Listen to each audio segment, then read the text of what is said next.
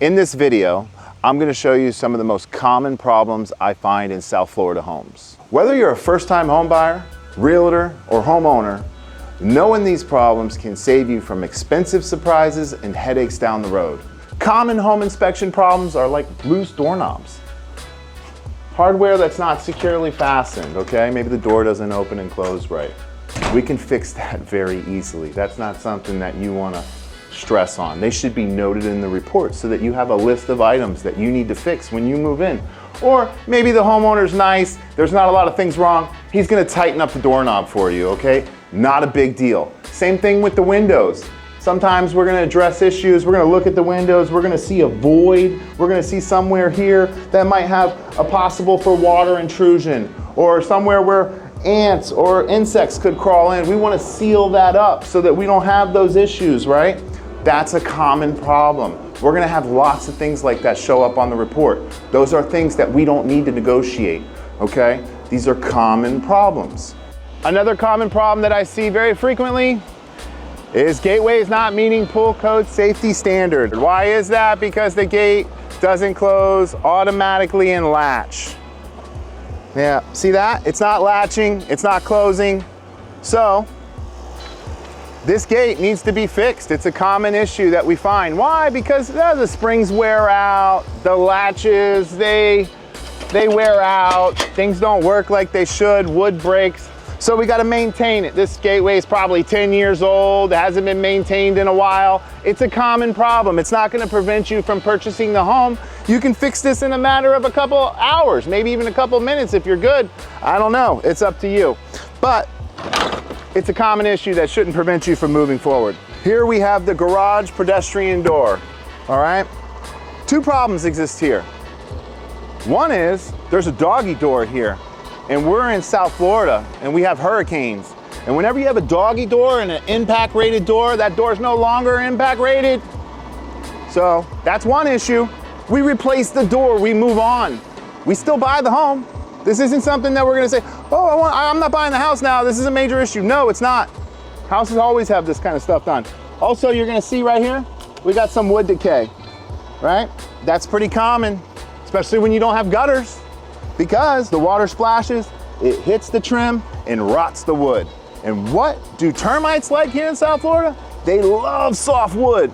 So this is the first place a termite's gonna eat wood, because if you're a termite and you're eating wood, wouldn't you want to eat softer wood, water damaged wood? So it's real important to maintain your home and take care of this stuff. Talking about gutters and how diverting the water away from your foundation has endless benefits. Check this out right here. We got a downspout terminating against the house, causing water to pond. This is a common issue that I see in South Florida homes every day. However, it leads to foundation issues if not maintained. That's right, we got a crack in the wall right here. That's because the water sits here, softening the ground, creating issues on the foundation long term. All we really gotta do is fill this void, add a splash block so that it moves away from the foundation. We don't allow water to pond this way. That's all we gotta do to maintain our homes and keep cracks off our walls. Back here on the rear of the house, there's no gutters. Let's look what happens as a result of not having gutters. Water comes down off the roof, it splashes on the ground, causes the soils to subside away, resulting in cracks in the exterior wall. Right here we got a huge stair step crack, like we're walking up it, you know what I mean? You see it? This is no good. That's no good. That crack continues through the corner and down here. And that is a direct result of not having any gutters. We've got irrigation pipes that are visible out of the ground because they were once covered by soil that is no longer here as a result of the water running off the roof and splashing on the ground and subsiding the soil away. It's very important to have a good functional gutter system, diverting the water away from the foundation long term so that your structure stays in good standing. When there's no gutters, we're losing money every day. Why? Because the water's running off the roof, it's hitting the concrete, causing us to have to resurface the concrete sooner, which is more money. Two, the water splashes off and hits these steel lilies and causes them to rust rapidly as a result of not diverting the water away. So that's costing us more money. Initially, we could have spent $3 grand on outfitting the rear with gutters, and we wouldn't have to resurface the pool deck every 2 years. We wouldn't have to replace the steel lilies every 5 or 10 years as a result of the corrosion that occurs because of the water damage that exists. Diverting the water off the pool deck has a lot of benefits as well. Here's a common issue that I find often. That's the condensate line terminating against the house, allowing water to collect, creating another issue. This water should be diverted away from the house, just like the gutters. This long term is going to allow soils to subside. It's going to allow you to have a muddy hole up against your house. And that's not something we want. We can repair this very easily. It's a common issue. It's not going to prevent you from purchasing the home, right? Here we are at an interior doorway.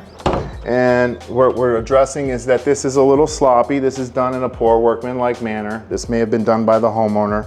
We can see some cosmetic issues here. You look at the baseboard. This wasn't done by a skilled craftsman, okay? We got some delamination here on the corner bead and such. This is an easy repair, and actually it's just cosmetically ugly. So the furthermore we look into here, here's another telltale sign that this was done by the homeowner or something, someone who didn't have a lot of trade knowledge. Look, pretty bad, pretty sloppy. It's a cosmetic issue. The door is still functional, but the property's as is. As an inspector, I'm gonna show this to you. This isn't gonna prevent you from purchasing the home. This is something that you're gonna address when you take ownership. Not that big of a deal, a common issue. Now let's talk about these major repairs that can turn your dream home into a money pit. Things hiding behind the wall or under the floor that you didn't notice, that we can reveal to change your position in your negotiations, because that's what home inspections are for, to uncover concealed conditions or conditions that you're not looking for that I'm trained to find. We're evaluating the ceiling. I'm gonna use my HydroSensor 1 Dry Ease Moisture Meter. I'm gonna use these probes to stick into the material to see if it's actively wet or not, right? And it's not. Furthermore, I'm gonna stick it into the sidewall of the bulkhead because there's some water damage there. And this joker is so sensitive, it picks up the moisture in my body, all right? So we know that this is dry. It's common to find water stains on a ceiling. Would that prevent me from moving forward in an inspection? Absolutely not. I don't see any microbial growth here. In fact, it's important your inspector knows the materials in a house this old, because this is an older house and this is plaster. This isn't sheetrock. It's a little bit different. It holds water differently. Not saying that it doesn't have issues, but in this instance, it looks like this area got wet and then was dried properly. It dried out. It wasn't a long-term area of water damage. This is not gonna prevent me or cause me to write something down that's gonna prevent you from purchasing the home because it's not wet. We're at the pool pump, and this is a major issue. Why? Because we got an electrical problem here, right? You see those exposed wires? That could cause the pool pump to short out.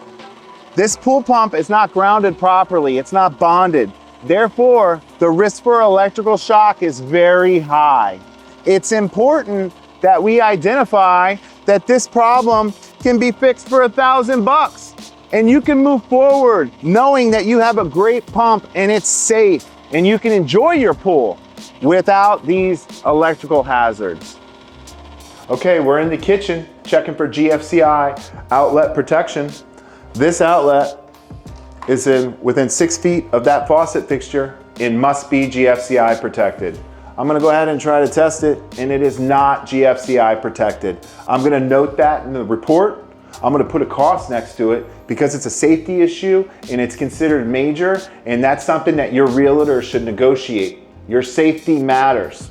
We're at the bathroom now, and we're gonna check these outlets for GFCI protection because it's a part of the inspection that deals with safety, and that's important. Safety is an important issue, right?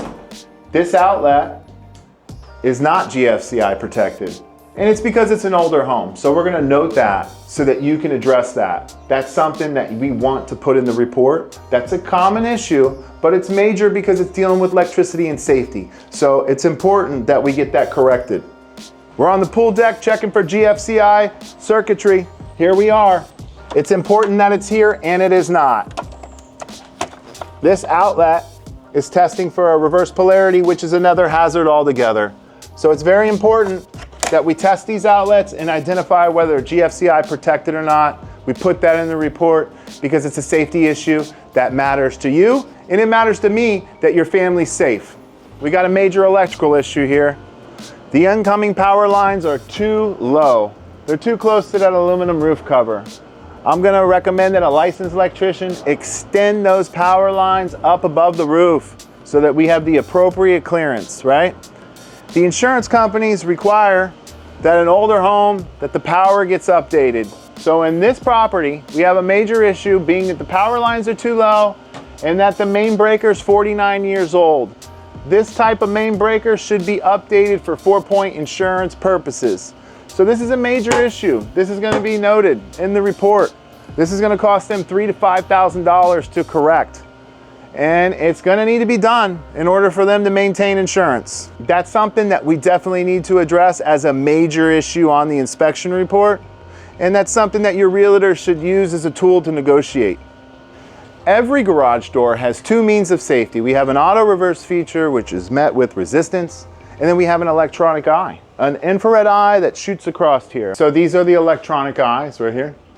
These are not in the proper location. This is a modification so that you can bypass the electronic eye at the appropriate location, which should be mounted within 3 to 5 inches on the door frame here. And what happens all too often is that eye is installed just too high. It'll be, 12 inches.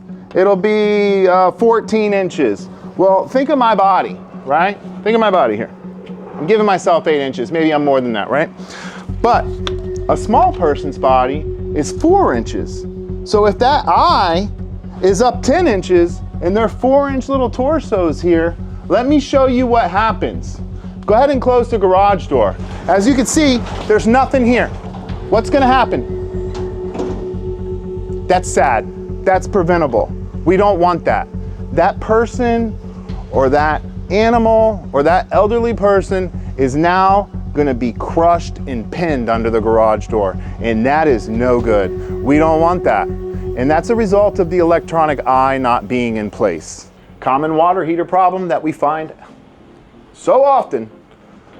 The pressure relief valve doesn't have a discharge pipe. If in fact that pressure relief valve did go off, someone would be scalded without the discharge pipe. It should have a discharge pipe that points down and goes to the exterior. There's a couple different methods that can be done. This one doesn't have any discharge pipe, and this is a safety hazard. This should be addressed on the inspection report. This is something that we have to look for, okay? Because insurance companies won't allow this either. So it's important that this is addressed and corrected, because it's major, but it's common. So something like this should be about 150 bucks to correct. It's not a deal killer. It's not something you should walk away from. It's something you should move forward with. It should be noted and get corrected immediately so no one gets hurt as you own the property, right? We're on top of the roof identifying the type of waste pipe material that exists on this property. And the way we do that is by looking at the vent stack, okay? This property does in fact have cast iron waste line, and that can be a major problem. So major that the whole entire system could have to be replaced.